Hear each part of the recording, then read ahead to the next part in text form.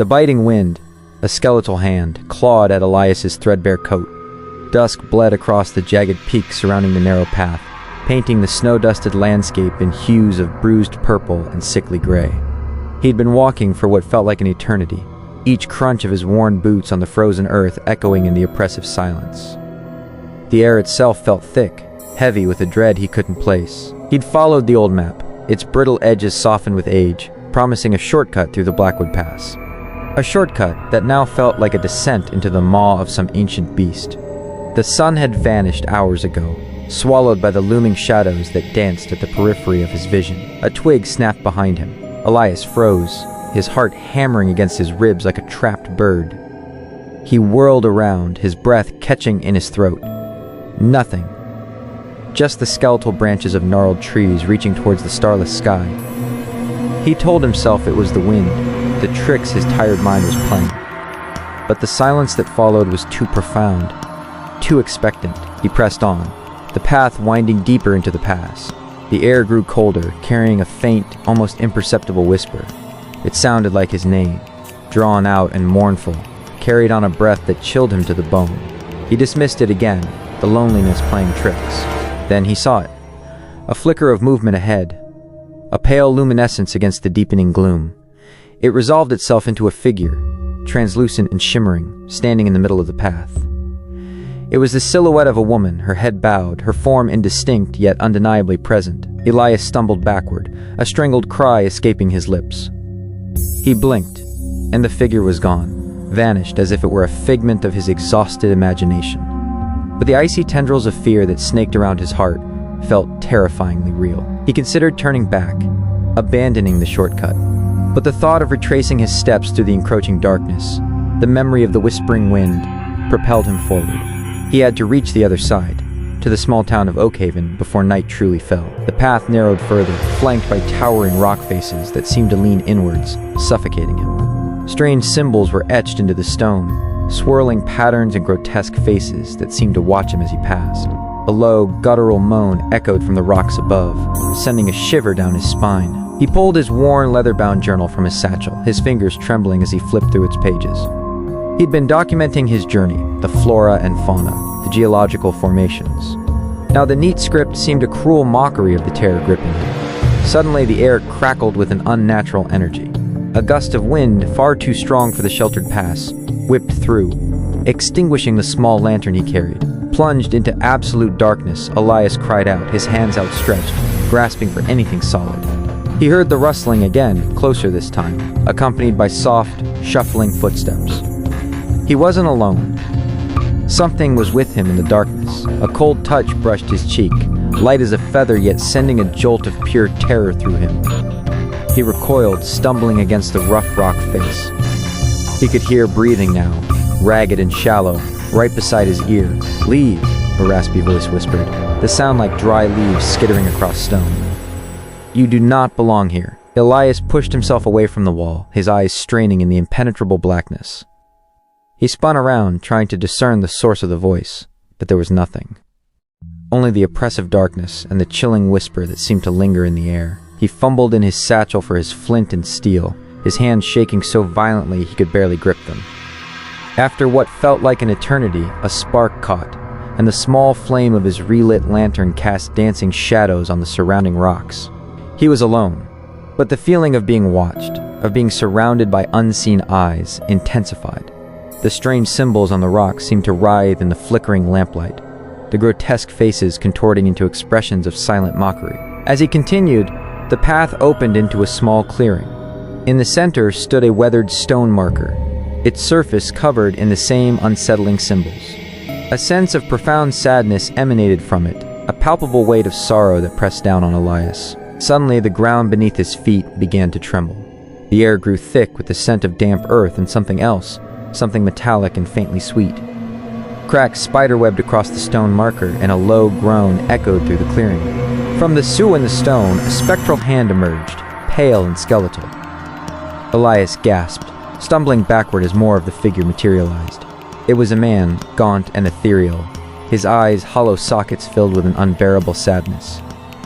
He wore tattered clothing that seemed to cling to him like shadows, The ghostly figure reached out a trembling hand towards Elias, its touch radiating an intense cold. Elias wanted to scream, to run, but his limbs felt like lead. He was trapped, caught in the gaze of this tormented spirit. The ghost's lips moved, forming words that Elias could somehow understand, not through his ears but directly into his mind. He took them, all of them, the voice echoed in his thoughts, laced with unimaginable grief and a burning desire for vengeance.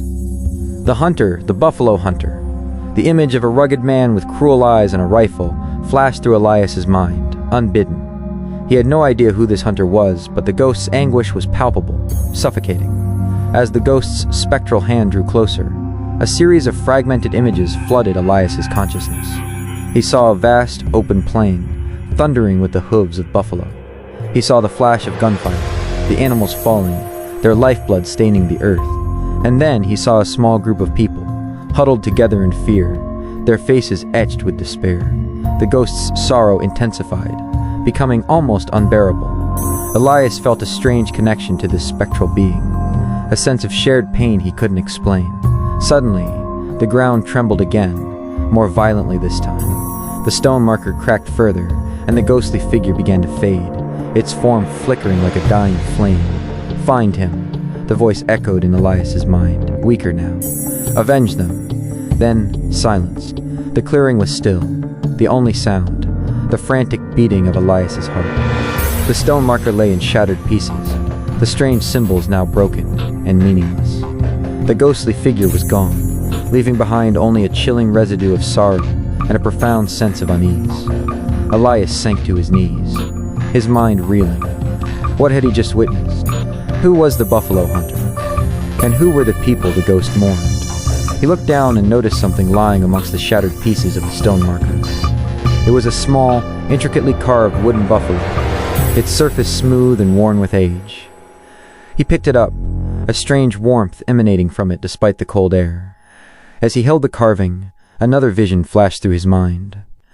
A young girl, her eyes bright with innocence, clutching the same wooden buffalo. She was laughing, her voice clear and sweet, as a kind-faced man carved another small figure beside her. A wave of understanding washed over Elias, a dawning realization that sent a fresh wave of chills down his spine. The ghost wasn't just seeking vengeance, it was seeking closure, a recognition of a terrible injustice. He stood up, clutching the wooden buffalo tightly. The fear hadn't vanished, but it was now mingled with a sense of purpose. He had stumbled upon a tragedy, a hidden story etched into the very fabric of this eerie path. He had to know more. He had to understand the truth behind the ghost's anguish. He had to find the buffalo hunter. As he continued his journey, the path took another turn, leading him into a dense, ancient forest. The trees were tall and twisted, their branches intertwined like skeletal fingers reaching out to ensnare him. The air was heavy with the scent of decay and damp earth. Shadows danced between the trees, taking on fleeting shapes that resembled hunched figures or fleeting glimpses of movement.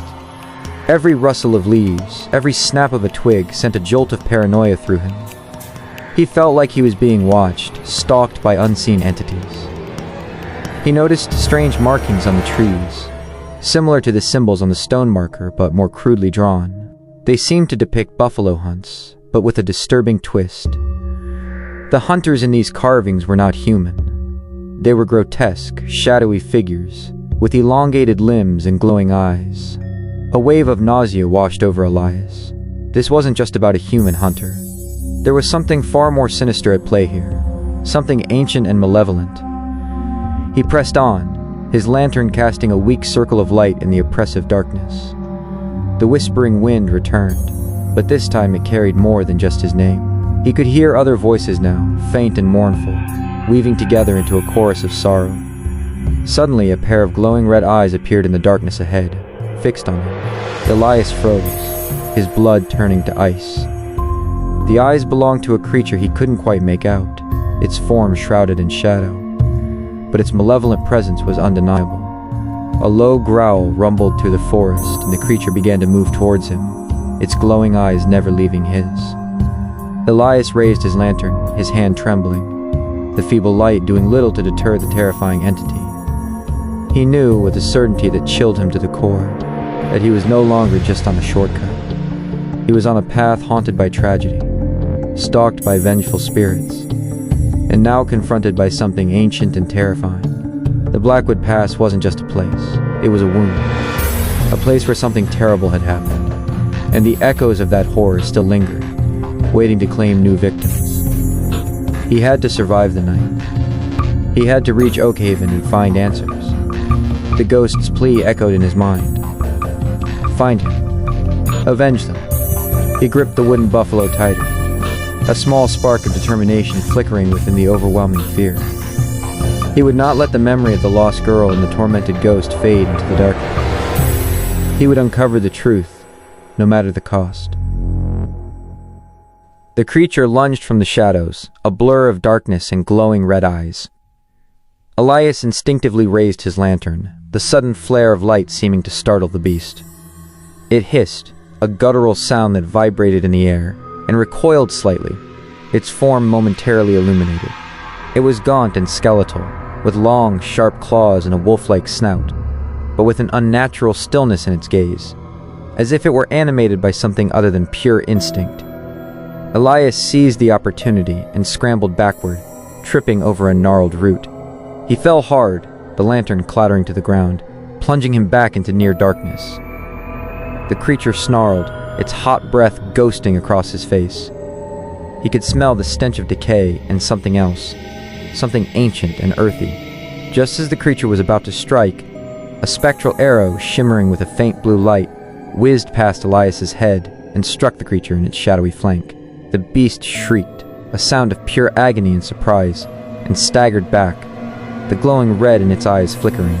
Another spectral arrow followed, piercing the creature's chest. It dissolved into a cloud of black smoke, dissipating into the night air, leaving behind only the lingering scent of ozone and a profound silence. Elias lay on the cold ground, his heart pounding, staring at the spot where the creature had been. He was alive, but he had no idea what had saved him. Then he saw them. Emerging from the shadows of the trees were more of the translucent figures he had seen earlier. They were warriors, their forms ethereal yet strong, armed with spectral bows and arrows that glowed with the same eerie blue light. Their faces were grim, their eyes filled with a silent sorrow and a fierce determination. They moved with a fluid grace, their spectral forms gliding through the trees. They didn't acknowledge Elias, their attention fixed on the surrounding forest, as if they were guarding this haunted place. One of the spectral warriors turned its head slightly, its gaze passing through Elias, as if he weren't there. But in that fleeting moment, Elias felt a surge of protectiveness, a silent promise to keep the secrets of this place safe. The spectral warriors faded back into the shadows as quickly as they had appeared, leaving Elias alone once more, the silence of the forest broken only by the whisper of the wind. He picked up his lantern, its flame still flickering, and continued his journey, his fear now tempered with a strange sense of awe and a growing understanding that he was walking through a place steeped in ancient tragedy and guarded by unseen protectors. As he ventured deeper into the forest, the trees began to thin, and the path opened into another clearing. In the center stood a dilapidated wooden structure, its walls rotting and its roof partially collapsed. It looked like an abandoned cabin, but there was an unsettling stillness about it, the sense of being frozen in time. A wave of intense sorrow washed over Elias as he approached the cabin. He could almost hear the echoes of laughter and voices, the ghosts of a life that had once been lived within those decaying walls. He cautiously stepped inside, the floorboards creaking ominously beneath his weight. The air was thick with the smell of mildew and decay.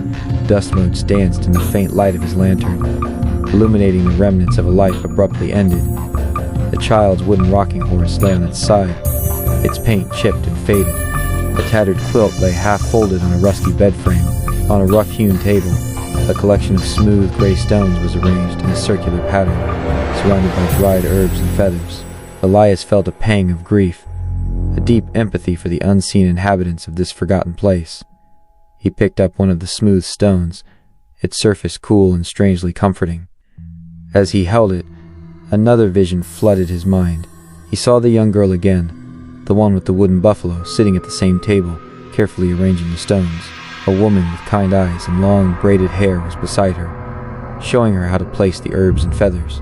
There was a sense of peace and love in the small cabin, a stark contrast to the eerie silence that now permeated it. Then, the vision shifted. The cabin was filled with chaos and fear. Shadowy figures, the same grotesque hunters he had seen carved on the trees, burst through the door. The woman screamed, shielding the girl with her body. The kind-faced man from the earlier vision stood defiantly, holding a crude spear, but he was quickly overwhelmed. The vision ended abruptly, leaving Elias trembling with anger and sorrow. He now understood. The ghostly figure he had encountered earlier was the spirit of the man, the protector of this family.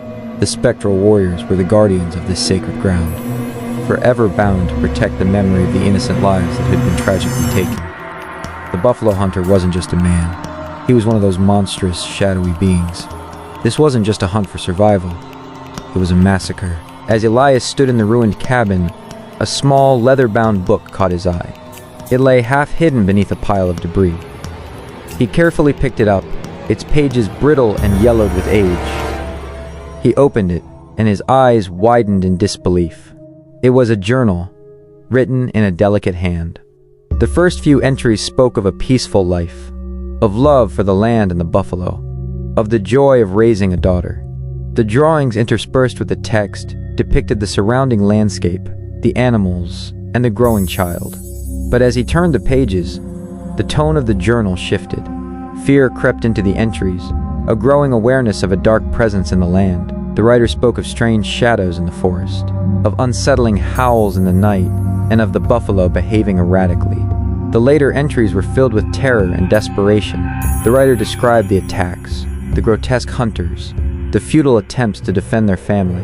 The last entry was a frantic scrawl, ending mid-sentence, a testament to the brutal and sudden end of their lives. Tears welled up in Elias's eyes as he read the final, broken words. He held the journal to his chest, feeling the weight of their tragedy, the injustice of their fate. Suddenly, a faint light emanated from the corner of the cabin.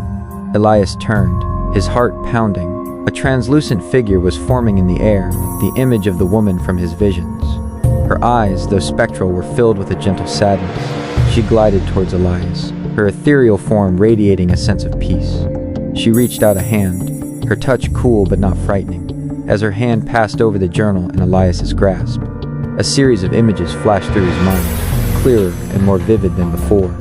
He saw the woman and her husband burying something beneath a large oak tree near the cabin. Their faces etched with sorrow but also with a quiet hope. The image faded, and the spectral woman's gaze softened, a hint of gratitude in her eyes. She then turned and glided towards the collapsed wall of the cabin, her form shimmering as she passed through the decaying wood.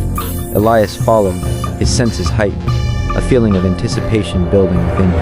Outside, near a large, ancient oak tree, a faint blue glow emanated from the ground. It was the same ethereal light as the spectral arrows. Elias knelt down, his fingers brushing against the soft earth. He could feel a faint energy pulsating beneath the surface. He knew, with a certainty that transcended logic, that whatever the woman and her husband had buried lay beneath this tree.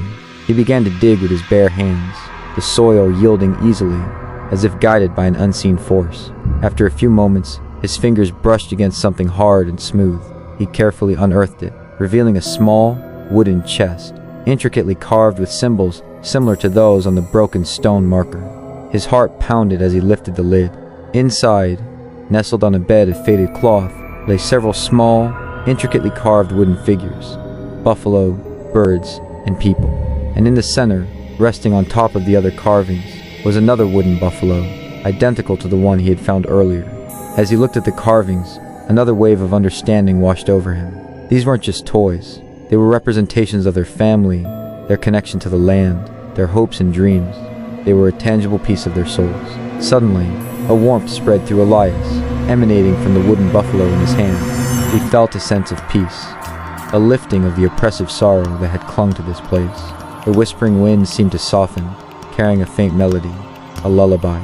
He looked up and saw the spectral figures of the woman, her husband, and the young girl standing beneath the oak tree, their ethereal forms glowing with a soft golden light. Their faces were no longer filled with sorrow, but with a serene joy.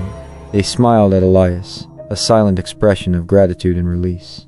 Then, slowly, their forms began to fade, their light merging with the dappled sunlight filtering through the leaves of the oak tree. The air felt lighter, the oppressive silence replaced by the gentle sounds of the forest. Elias held the wooden chest close, tears streaming down his face. He understood now. The ghost wasn't just seeking vengeance. It was seeking to be remembered, to have their story told, their memory honored. The buried carvings were a testament to their lives, a way for their souls to find peace. The emotional miracle wasn't a grand, supernatural event, but the quiet release of tormented souls, witnessed by a stranger who had stumbled upon their tragedy. The act of uncovering their story, of acknowledging their existence, had finally allowed them to find closure. Elias carefully placed the wooden chest back in the ground, covering it with earth. He stood by the oak tree for a long moment, feeling a profound sense of peace he hadn't felt since entering the Blackwood Pass. He knew his journey wasn't over. He would carry their story with him, ensuring that their tragedy was not forgotten. He would find a way to honor their memory, perhaps by sharing their tale with the people of Oakhaven. As he turned to leave, he noticed something new etched into the bark of the ancient oak tree, right where the blue light had emanated. It was a carving of a small buffalo, identical to the ones in the chest, and the one he held in his hand. It was a silent thank you, a lasting reminder of the souls he had helped to find peace. Eerie path no longer felt threatened.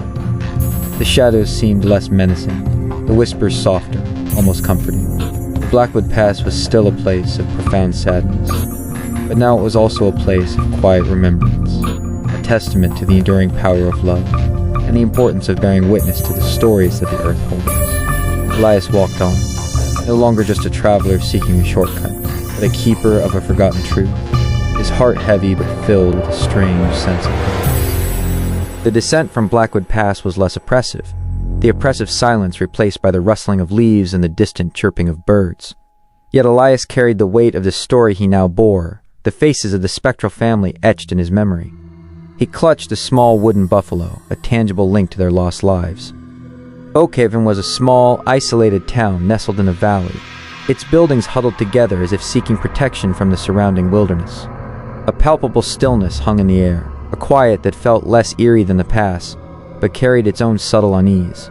Elias made his way to the only inn he could find, the Weary Traveler, a dimly lit establishment with a low, timbered ceiling and the scent of wood smoke and stale beer. The few patrons nursing their drinks eyed him with a mixture of curiosity and suspicion. He approached the innkeeper, a stout man with a weathered face and wary eyes. "Excuse me," Elias began, his voice hoarse. "I was hoping you might know something about a tragedy that happened in Blackwood Pass some time ago." The innkeeper's eyes narrowed. A shadow seemed to cross his face. "Blackwood Pass? That's a cursed place, stranger. Best left forgotten. But I saw things there." Elias persisted, his voice low. "Ghosts. A family. A buffalo hunter who wasn't human." A hush fell over the small common room. The other patrons stopped their conversations, their gazes fixed on Elias. The innkeeper leaned closer, his voice barely a whisper. "You saw them? The shadow takers?" Elias nodded slowly, a chill running down his spine. So the monstrous hunters were known here. "Generations ago," the innkeeper continued, his voice heavy with a sorrow that seemed ancient. "Before this town was even a proper settlement, there was a tribe who lived in those hills. They lived in harmony with the land, with the buffalo. But then, the shadow takers came." He spoke of beings of darkness, drawn to the abundance of life in the area, who hunted not for sustenance, but for something far more sinister, the very essence of life itself. They moved like shadows, their forms shifting and grotesque, and they wielded weapons that could drain the life from their victims. "The tribe fought bravely," the innkeeper said, his gaze distant. "But they were no match for the shadow takers. They were slaughtered, their spirits trapped in the past, forever mourning their lost lives." He then spoke of a young family, deeply connected to the land, who had tried to hide in the pass. The father, a skilled carver, had made wooden figures for his daughter, but even their secluded haven was not safe. The shadow takers found them. The innkeeper's voice cracked. The father fought to protect his wife and child, but he was cut down. They were all taken. Elias felt a pang of grief, the images from the journal and his visions flooding his mind. "The father, his spirit is still there," he said softly. "He wants them remembered." The innkeeper's eyes widened in surprise. "You spoke with him?" Elias nodded. "He showed me where they buried something important, a woman sitting by the fireplace, her face etched with a quiet sadness, spoke for the first time. "They buried their memories," she said, her voice barely a whisper. "Their carvings, their connection to this land. My grandmother told me stories," an old man in the corner added, his voice raspy. "She said that if their memories were ever found and honored, their spirits might finally find peace." Elias felt a surge of hope. He had done what the ghost had asked. "But the shadow takers," the innkeeper said, his voice filled with apprehension. "They are not gone. They still linger in the past, drawn to places of great sorrow and loss." "I encountered one," Elias said, a shiver running down his spine at the memory of the glowing red eyes. "But something spectral warriors. They protected me." The old man nodded slowly. "The spirits of the fallen tribe. They guard the pass, preventing the shadow takers from venturing further into our world." Elias realized the significance of the spectral figures he had seen.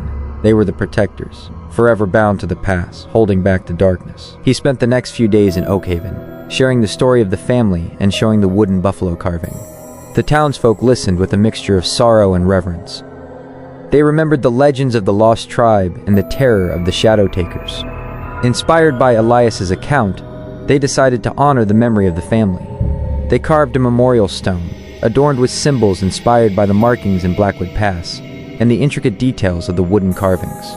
They placed it near the edge of the forest, facing the pass, a silent acknowledgement of the tragedy that had occurred. On the day of the memorial dedication, Elias returned to Blackwood Pass, carrying the small wooden buffalo. He stood near the ancient oak tree, the place where the chest had been buried. The air felt different now, lighter, less oppressive. As the sun began to set, casting long shadows across the pass, Elias felt a familiar presence. The spectral figures of the woman, her husband, and the young girl appeared beneath the oak tree, their forms glowing with a soft, warm light. They smiled at Elias, their eyes filled with a profound peace and gratitude. Then, something extraordinary happened. As the last rays of sunlight touched the ground, a single, perfect white buffalo calf materialized beside the spectral family. It was a creature of pure light, its eyes gentle and wise. It nuzzled against the spectral girl, its presence radiating an aura of serenity. The townsfolk of Oakhaven, who had followed Elias to the edge of the pass, gasped in awe. They recognized the white buffalo as a sacred symbol, a sign of great blessing and renewal. The spectral family looked at the white buffalo calf with love and acceptance.